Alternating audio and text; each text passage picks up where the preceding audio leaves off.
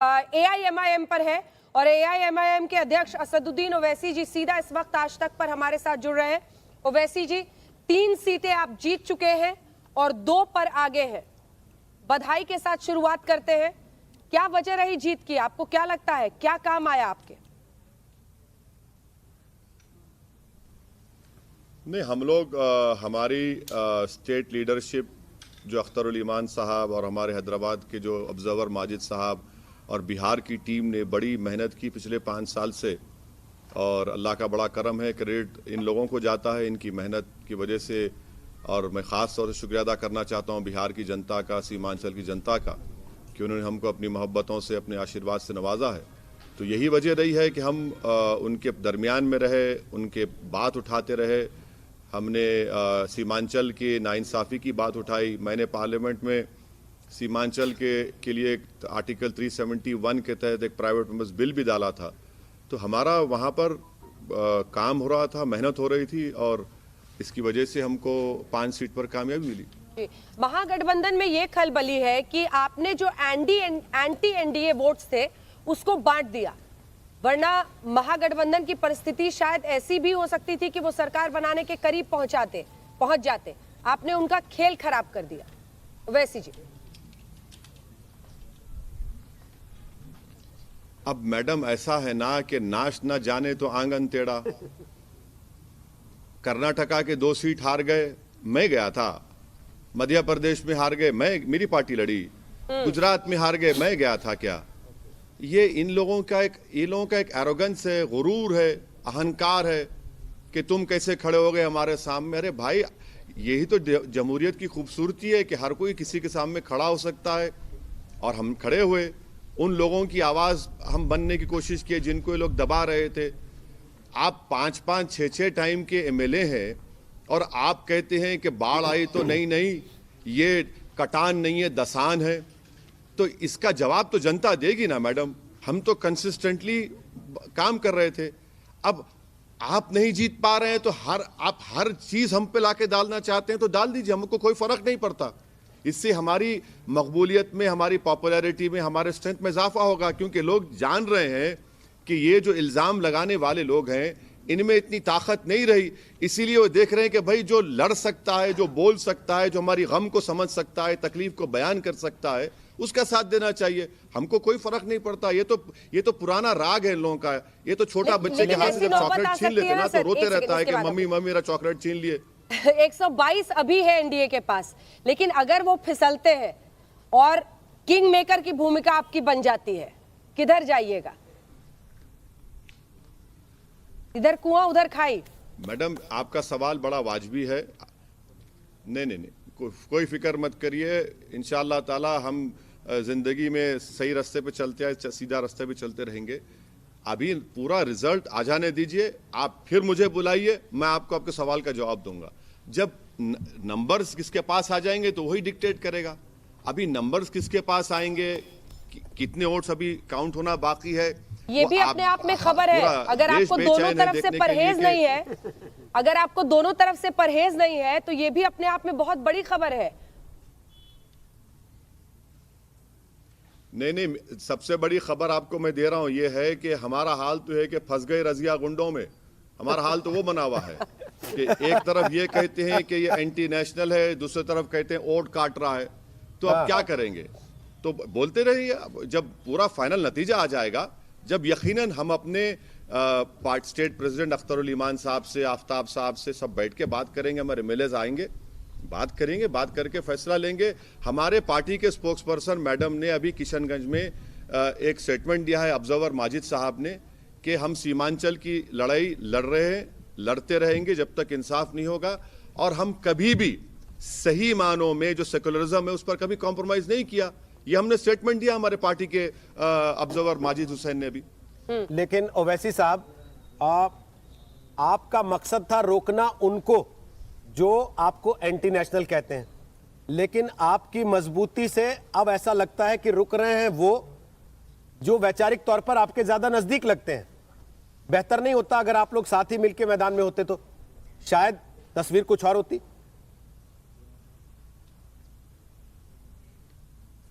देखिए, अगर मैं आपको बताऊंगा ना तो आप शॉक में आ जाएंगे। हमारे पार्टी के स्टेट प्रेसिडेंट अख्तर अली मान ने तमाम पॉलिटिकल पार्टी से जाकर मुलाकात की, उन सब से कहा, सबसे रिक्वेस्ट किया जो एक पॉलिटिकल पार्टी रिक्वेस्ट नहीं करना चाहिए, तब भी ये लोग तैयार नहीं थे। तो उसका मेरे पास क्या जवाब है बताइए आप। अगर असदुद्दीन ओवैसी जाकर पार्लियामेंट के सेंट्रल हॉल में इन पॉलिटिकल पार्टीज के जिम्मेदारों से एक नहीं 3-3 मरतबा हमने कहा तो आप उसको नजरअंदाज करते हैं, तो फिर इसका जिम्मेदार मैं कैसे हूं भाई? कौन सी पार्टियां सर? और कुशवाहा साहब, हाँ, अभी जब किताब लिखूंगा मैडम उसमें पूरा खुलासा करूंगा। थोड़ा किताब थोड़ा आज के भी लिए बता तो दीजिए, रखना पड़ेगा किताब के लिए रख बहुत सी लीजिएगा, चीजें। कोई बात नहीं। अगर वैसे साहब, मैं आशुतोष बोल रहा हूं। मेरा सवाल आपसे ये है, मेरा आपसे सवाल ये है कि क्या एनडीए को समर्थन देने का विकल्प आपके पास खुला हुआ है?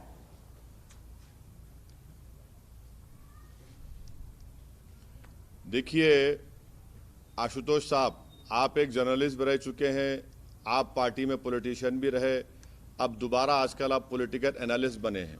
तो आपको चाहिए जब आप पॉलिटिकल एनालिस्ट बनकर आज तक के चैनल पे बैठे हैं तो आपको ये देखना चाहिए कि असदुद्दीन ओवैसी की पार्टी ने आर्टिकल 370 की मुखालिफत की, CAA बिल की मुखालिफत की, UAPA का अमेंडमेंट लाया गया जिसको कांग्रेस ने सपोर्ट किया था, हमने उसकी मुखालिफत की।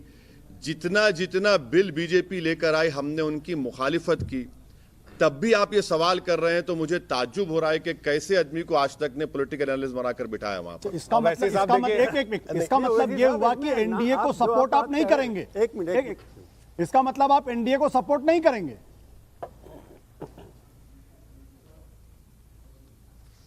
अब इसका मतलब जो है आप जो निकालना है निकाल लीजिए। मैं आपसे फिर से ये अर्ज कर रहा हूं हाँ या ना में कि जवाब है जब इसमें। फाइनल रिजल्ट आ जाएगा। नहीं सर, आप क्या कोई माफिया के लीडर हैं कि मेरे सर को बंदूक लगा के बोलेंगे बोल दिया जाए वरना हम गोली चला आपका देंगे? जो गुस्सा है उससे ही लग रहा है कि आप हाँ या ना में जवाब नहीं देना चाहते। ये तो नहीं होगा ना।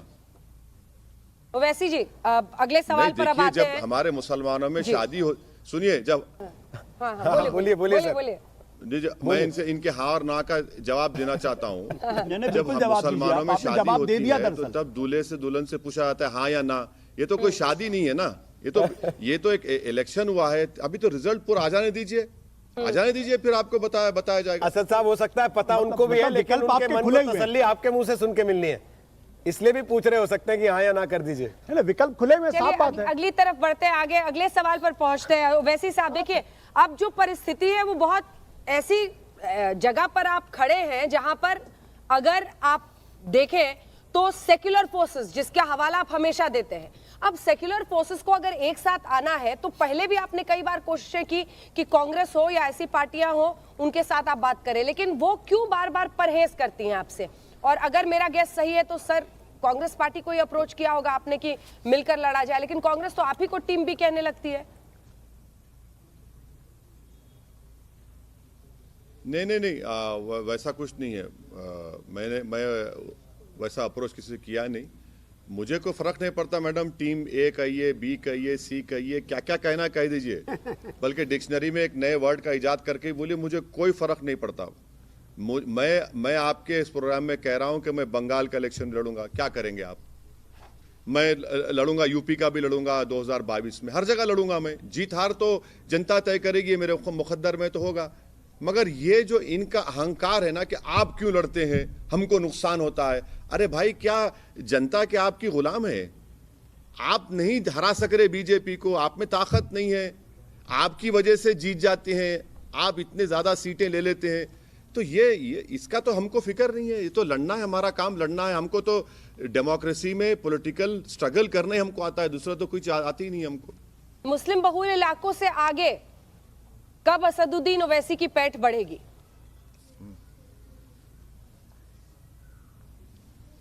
आप ये समझ रहे हैं कि हमको सीमांचल में जो 5 हमारे एमएलए जीते हैं उनको दलित वोट नहीं मिला?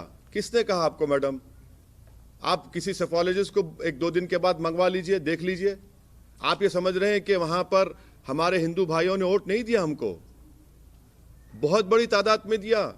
खास तौर से अमूर में, बैसी में और कोचादामन में ये एक मिजाज बन गया है कि नहीं वो इनको ये हिंदू विरोधी है। कहाँ हिंदू विरोधी हैं?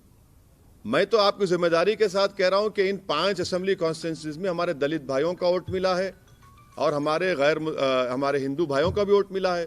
तो ये बोलना अच्छा औरंगाबाद में इम्तियाज जलील एमपी बने, आप बताइए मैडम कितने मुसलमान हैं वहां पर?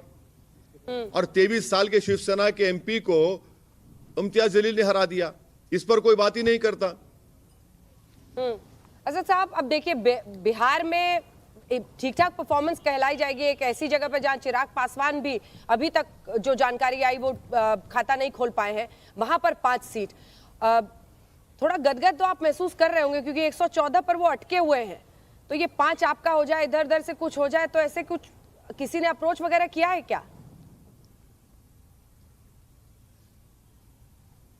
नहीं, जो जब कभी कोई अप्रोच करेगा मैं फौरन कश्यप के शो में आकर उसका इंकशाफ कर दूंगा, डिस्क्लोज कर दूंगा। अभी तक तो कोई नहीं किया। ठीक है, और अभी जो तस्वीर आपको दिख रही है उसमें एनडीए की परफॉर्मेंस पर क्या कहिएगा? क्योंकि एनडीए में देखिए भारतीय जनता पार्टी ने जबरदस्त परफॉर्मेंस की है।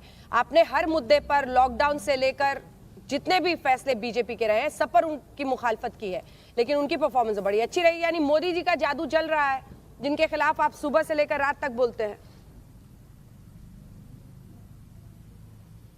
नहीं मैडम, सुबह से लेकर रात तक बोलना भी कम है और बोलेंगे इंशाअल्लाह ताला, जब तक जिंदा रहेंगे बोलते रहेंगे।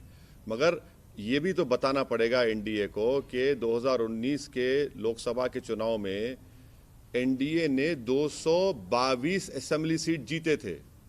1.5 साल में मोदी का इतना ग्राफ गिर गया, ये भी तो सोचना पड़ेगा ना।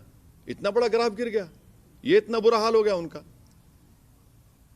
ठीक है, एक सवाल प्रदीप जी पूछना चाह रहे हैं। प्रदीप जी हमारे सेफोलॉजिस्ट हैं एक्सेस माई इंडिया के, जिन्होंने एग्जिट पोल किया था। पूछिए। ओवैसी जी, आपको बधाई हो, आपने जो गठबंधन बनाया यादव, कुशवाहा और बीएसपी, दलित, सबसे बड़ी चीज इसके क्लियर संकेत आपने अभी भी दे दिए। बंगाल और उत्तर प्रदेश के अंदर आपने सभी ताकतों को सावधान कर दिया। इसके साथ साथ तो हम ये मान के चलें ये जो गठबंधन है खासकर दलित का, बीएसपी का और आपकी पार्टी का, ये बरकरार रहेगा उत्तर प्रदेश और वेस्ट बंगाल के अंदर भी? प्रदीप साहब, पहले तो आपका बहुत बहुत शुक्रिया। मैं आपकी बड़ी इज्जत करता हूं और आपका बड़ा कीनली फॉलो करता हूं आपका एक्सेस पोल, जो हमेशा स्पॉट ऑन होता है। ये सही बात तो ये है कि हमारा पहले अलायंस हुआ था देवेंद्र यादव साहब के साथ, उसके बाद कुशवाहा साहब से, जब तक कुशवाहा साहब और बीएसपी का अलायंस हो चुका था, तो ये बिहार इलेक्शन के लिए हुआ। यूपी के लिए मैं बैठकर ये बोलना गलत होगा, मगर यकीनन हमारी कोशिश होगी कि दलित और सब लोग जितने राजभर साहब हैं इनके साथ हो सके। मगर इस पोजीशन में मैं नहीं हूं कि यूपी के बारे में बोल सकूं, मगर ये तो कुशवाहा साहब की कोशिश थी। क्रेडिट तो उनको मिलना चाहिए कि जिन्होंने हम सबको जमा किया और उन्होंने सबको साथ लेकर चले, तो ये कुशवाहा साहब की कोशिश थी जो कामयाब हुई। 50 रैली की थी आपने, अगर मैं सही हूं तो ताकत पूरी झोंकी आपने। 10 दिन वहां रहे, 2 महीने उससे पहले 65 की थी, ईद भी वहीं मना ली थी। जी। मतलब ताकत पूरी झोंक रहे हो वैसी साहब, काफी एम्बिशियस और अलग ही एनर्जी के साथ। अब मुझे लग रहा है देश की राजनीति में आप बढ़ रहे हैं, मुस्लिम और दलित समीकरण पर आपकी नजर है। मैडम, जब सियासी जंग होती है और किसी से इश्क होता है तो पूरी कोशिश करना पड़ता है इखलास के साथ, तो तभी कुछ मिलता है। और जब तक दीवानगी की हद तक आप जुस्तजू नहीं करेंगे तो मंजिल जो है दीवाने को मिलती, अक्लमंद को नहीं मिलती है, मेरा मानना है। तो वो दीवानगी रहना पड़ता है। ऐसा नहीं हो सकता कि कोई 3 दिन आया और फिर 2 दिन छुट्टी मनाया। तो मैं तो सिर्फ अपनी पार्टी के लोगों को क्रेडिट दूंगा कि जो पिछले महीनों से वहां पर जाकर बैठे थे, महीनों से अख्तरुल ईमान काम कर रहे हैं, माने उनको क्रेडिट मिलना चाहिए। हम तो खाली साहब एक चीज मैं पूछ रहा हूं चाहिए कि एक आइसिंग ऑन द बीच में रोकते हुए पूछ रहा हूं। शामिल। मेरा सवाल यह है सर, आप ने कहा कि हम हर जगह चुनाव लड़ेंगे, हमारा अधिकार है। जाहिर सी बात है, जब लोकतंत्र है तो आपका अधिकार है कि आप कहीं भी चुनाव लड़ें। लेकिन जब आप ये कहते हैं कि हम दलितों की भी हक की बात करते हैं, मैं हिंदू भी वोट करता है, मुसलमान भी वोट करता है, आप इस बात को स्वीकार करेंगे कि देश में अगर आपको और बड़ा करना है, अपनी पार्टी को एक राष्ट्रीय स्तर पे लाना है, तो आपके ऊपर जो मुसलमानों की पार्टी का टैग है और आपके खुद के ऊपर जो मुसलमानों के नेता का टैग है, उसको तो डाइल्यूट करना पड़ेगा या हटाना पड़ेगा आपको पहले? नहीं सर, मैं आपको कई मर्तबा आपसे कहा हूं, आपने 3rd डिग्री में मुझे बिठाकर 2 मर्तबा सवाल किया था। ये मैं फिर से जवाब दोहराता हूं, मैंने कब कहा कि मुसलमानों का नेता हूं मैं? अब मुझे कोई ठप्पा लगाता है, लगाए सर, कोई बात नहीं, बहुत से लोग लगाते हैं। हर आदमी समझता है कि उनके पास ISI का ट्रेडमार्क है तो स्टैंप लगा देंगे, लगाइए, हमको क्या करना है। मैं कभी कहा कि मुसलमानों का नेता हूं? मैं एक पॉलिटिकल पार्टी का जिम्मेदार हूं और पॉलिटिकल पार्टी को बढ़ाना चाहता हूं। तो अब कोई स्टैंप लगाए, ठप्पा लगाए, तो उससे मुझे क्या करना है? वो उनका इख्तियार है, मैं तो अपना काम करूंगा। असदुद्दीन जी, एक आखिरी सवाल का जवाब मैं आपसे चाहूंगी। आपने यहाँ पर उपेंद्र कुशवाहा की जमकर तारीफ की है। मेरा सवाल यह है कि जब आप एक गठबंधन के साथ चुनाव में जाते हैं तो आपकी पार्टी को कुशवाहा की पार्टी से ज्यादा सफलता मिलती है। इसके पीछे की बड़ी वजह क्या देखते हैं आप? क्योंकि उपेंद्र कुशवाहा की पार्टी कोई बड़ा कमाल बिहार के चुनाव में कर नहीं पाई है। महाराष्ट्र में भी वही था। महाराष्ट्र में जो प्रकाश अम्बेडकर जी की पार्टी नहीं, है, आपकी दलित पार्टी, वो औरंगाबाद पछाड़ से गए। ओवैसी साहब जीते। हाँ,